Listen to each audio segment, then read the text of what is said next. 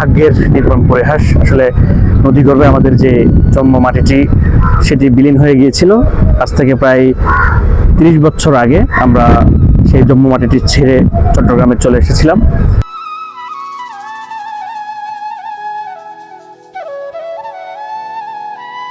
রাস্তাটি দেখে ইতিমধ্যে অনেকেই বুঝে গেছেন যে আমাদের আজকের গন্তব্য কোথায় হতে পারে।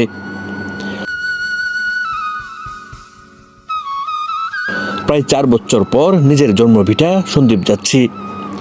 যেহেতু দীর্ঘ সময় পর সন্দ্বীপ যাচ্ছি, তাই আগের তুলনায় বাঁশবাড়িয়া ঘাটের অভিমুখে সুদীর্ঘ রাস্তা ও শিপে ওঠার প্রক্রিয়াটি সহ চোখে পড়ল ভিন্ন এক চিত্র। প্রিয় বন্ধুরা, আমরা দেখতে পাচ্ছি রাস্তার পাশে কিছু গরু বেঁধে রাখা হয়েছে। সম্ভবত গরুগুলি ফেরিতে করে সন্দ্বীপ নিয়ে যাওয়া হবে এবং অপরদিকে যে গাড়িগুলি দেখতে পাচ্ছেন সেগুলি করে আপনি চট্টগ্রাম শহরের যে কোনো প্রান্তে যেতে পারবেন। সিটিতে জনপ্রতি 100 টাকা করে নেয়, তবে বেশিরভাগ গাড়ি হালিশহর যায়, কারণ সন্দ্বীপ থেকে যত যাত্রী আসে তার বেশিরভাগই যাবেন হালিশহরে। আসলে কেউ আখ্যা দিয়ে থাকেন হালিশহর হচ্ছে আপনার দ্বিতীয় সন্দ্বীপ।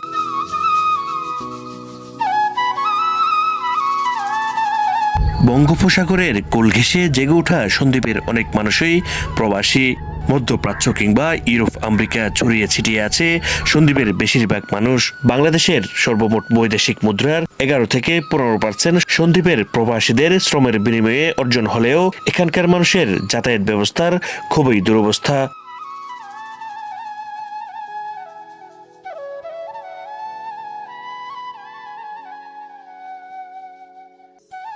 ভিন্ন এক কায়দায় মালামাল ক্যারি করছেন সন্দ্বীপ থেকে আসা দুজন যাত্রী।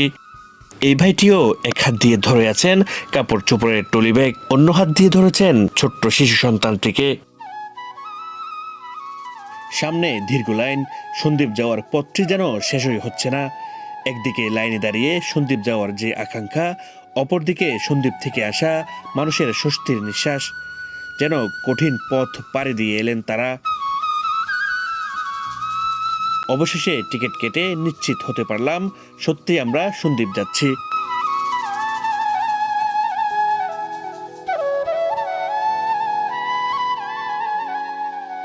প্রিয় বন্ধুরা, আমার পেছনে যে রাস্তাটি দেখতে পাচ্ছেন, এই যে রাস্তাটি ধরে আমরা এসেছি বিএডব্লিউটিসির যে শিপটি রয়েছে সন্দ্বীপ যাতায়াতের জন্য। ইতিমধ্যে শিপ ছেড়ে দিচ্ছে। আপনার এই যে শিপে আমরা উঠেছি, দেখতে পাচ্ছেন ভাগ্যের নির্মম পরিহাস। আসলে নদীগর্ভে আমাদের যে জন্ম মাটিটি সেটি বিলীন হয়ে গিয়েছিল। আজ থেকে প্রায় 30 বছর আগে আমরা সেই জন্ম মাটিটি ছেড়ে চট্টগ্রামে চলে এসেছিলাম। তো আসলে নারীর টানে আসলে আজকে প্রায় 4 বছর পরে সন্দ্বীপ যাওয়া হচ্ছে। তো যাওয়া হয় বিভিন্ন সময়ে, আসলে যেহেতু কিছু কাছের আত্মীয় স্বজন রয়েছে, তো সেক্ষেত্রে যাওয়া হয়। জন্ম মাটিকে আসলে এটা ভুলা অসম্ভব। আগে অনেকটা কষ্টসাধ্যভাবে মানুষ যাতায়াত করত। আমার যেটি মনে হয়েছে অনেকদিন পরে যাওয়া যেহেতু হচ্ছে, তো আগে তেমন একটা কষ্টসাধ্য মনে হয়নি আমার কাছে। যেটি আপনাদেরকে দেখানোর চেষ্টা করছি যে ফেরি দিয়ে আপনার শিপে উঠছেন কিছু তরকারিওয়ালা, দেখতে পাচ্ছেন আরো কিছু যাত্রী আসছে। যদিও বা বলা হয়েছিল 11টায় শিপ ছেড়ে দিবে, তো এখনো প্রায় 11টা 20 বেজে চলেছে, এখনো কিছু যাত্রী আসা যাওয়া করছে।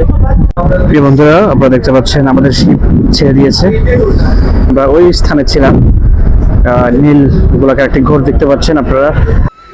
একদিকে ফেরি, অন্যদিকে স্পিড বোটে যাতায়াতের কারণে শিপে অনেকটা যাত্রী সংখ্যা কমই দেখা যাচ্ছে। আমি আপনাদের শিপের ভেতরের কিছু অংশ ঘুরে ঘুরে দেখানোর চেষ্টা করব।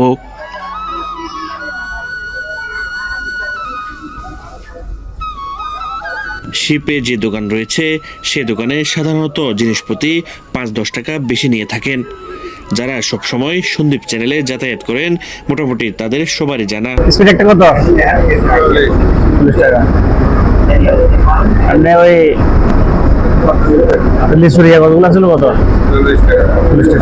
40 টাকা।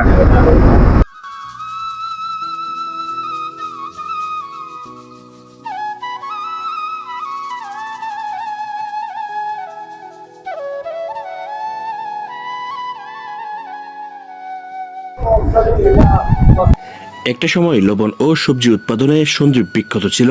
সন্দ্বীপের মানুষের চাহিদা পূরণ করে সারা দেশে বাজারজাত করা হতো। অথচ কালের বিবর্তনে চট্টগ্রামের সবজি আড়ত থেকে সবজি নিয়ে যাওয়া হচ্ছে সন্দ্বীপে। প্রিয় বন্ধুরা, আমরা সামনে ফেরি দেখতে পাচ্ছি। আপনারা দেখতে পাচ্ছেন যে বড় বড় গাড়ি সহ এখানে ফেরিতে আপনারা তুলে দিয়েছে। মানুষ এবং ফেরি একসাথে যাওয়া যায়, আপনি এবং চাইলে শিপে করে যেতে পারবেন। এটি সকালে ছেড়ে গিয়েছিল এখান থেকে, তো অপর দিক থেকে আবার যাত্রী নিয়ে আসতেছে চট্টগ্রামের উদ্দেশ্যে। আমার সামনে যে লোকটিকে দেখতে পাচ্ছেন, প্রথমে দেখে মনে হয়েছিল বকশিস তুলছেন, কারণ সে সময় কুমিরা ঘাটে যে সার্ভিসটি চালু ছিল সেটিতে এভাবে বকশিস তোলা হতো অনেকটা জোর করে। হঠাৎ দেখে খুব চেনা চেনা মনে হচ্ছিল। যারা সবসময় সন্দ্বীপ চ্যানেল রুটে যাতায়াত করেন অনেকেই লোকটিকে চিনে থাকবেন। হ্যাঁ, দাদা আসলেন না? কি করতেন আগে? ও, অনেকদিন আগে আপনারা দেখছিলাম, এই জন্য বলতেছি। হ্যাঁ, ওরা আচার টাচার বিক্রি করতেন না? এখন কি, এখন খুশি করেন না? ও, সাহায্য খুঁজতেছেন আগে না? আচ্ছা, ঠিক আছে।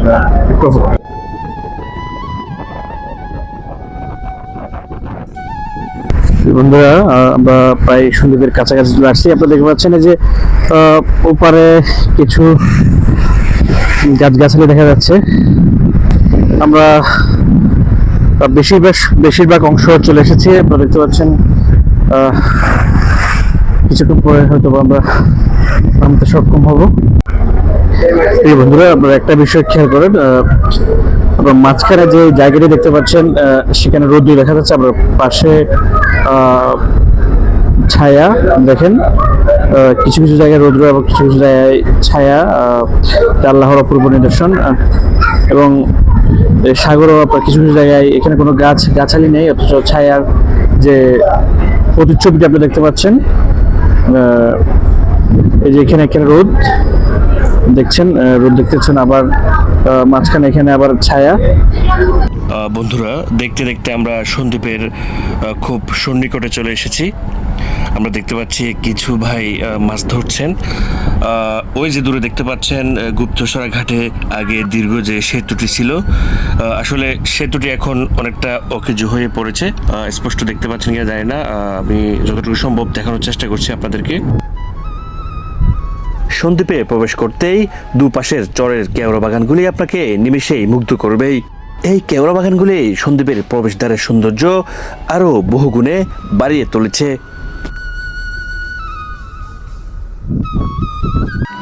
একটি স্পিড বোট এসেছে চট্টগ্রাম থেকে।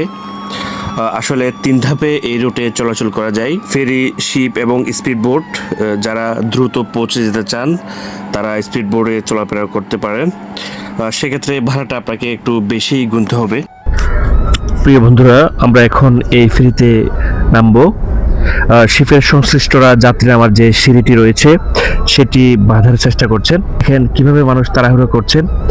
আপনারা অনেকেই জেনে থাকবেন, এভাবেই তাড়াহুড়ো করে নামতে গিয়ে গত ঈদে ঢাকা সদরঘাটে 2 লঞ্চের মাঝে চাপা পড়ে 3 জনের মর্মান্তিক মৃত্যু হয়েছে। আপনার সময়ের চেয়ে জীবনের মূল্যটা অনেক বেশি হয়ে থাকে, তাই একটু নামার সময় একটু দেখে শুনে নামার চেষ্টা করবেন। সন্দ্বীপ চ্যানেলে যাতায়াতে এখানকার মানুষের প্রধান সমস্যা ছিল কাদামাটি মারিয়ে শিপে বা স্পিড বোটে ওঠা। কিন্তু এখনকার দৃশ্য দেখে মনে হলো সন্দ্বীপের মানুষের যাতায়াতে আগের মতো আর কাদায় হাঁটতে হয় না।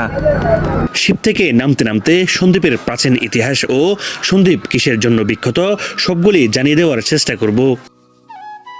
সন্দ্বীপ হচ্ছে বাংলাদেশের প্রাচীনতম দ্বীপ। দিলার রাজার দ্বীপ খ্যাত সন্দ্বীপে 1400 শতকে 12 জন আউলিয়া আরব থেকে সমুদ্র পথে সন্দ্বীপে এসেছিলেন। তখন নামাজের সময় হলে বঙ্গোপসাগরের বুকে একটি দ্বীপে নেমে যান তারা। দ্বীপে নেমে দেখেন কোনো জনমানব নেই।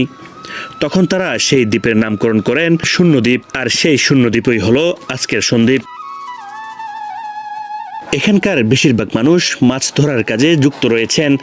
একসময় এই অঞ্চলে প্রচুর লবণ উৎপাদন হতো। কালে ভাদ্রে সেই শিল্প এখন বিলীন হয়ে গেছে। একসময় সন্দ্বীপে জাহাজ নির্মাণ হতো, রপ্তানি হতো বিভিন্ন উন্নত দেশে। পিনের সাহার মিষ্টি সন্দ্বীপের জন্য বেশ বিখ্যাত। দূর দূরান্ত থেকে অনেকেই এই মিষ্টির স্বাদ নিতে আসেন।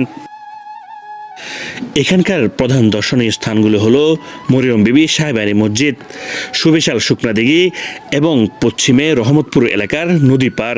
প্রিয় বন্ধুরা, আমি এই ভিডিওর দ্বিতীয় পর্বে বাংলাদেশের প্রাচীন ও প্রাকৃতিক সৌন্দর্যে ঘেরা সন্দ্বীপের অপূর্ব সব নিদর্শনগুলি দেখানোর চেষ্টা করব। সে পর্যন্ত আমাদের তালফাতার সাউনি ফেস বা ইউটিউব চ্যানেলে অ্যাক্টিভ থাকার অনুরোধ রইল।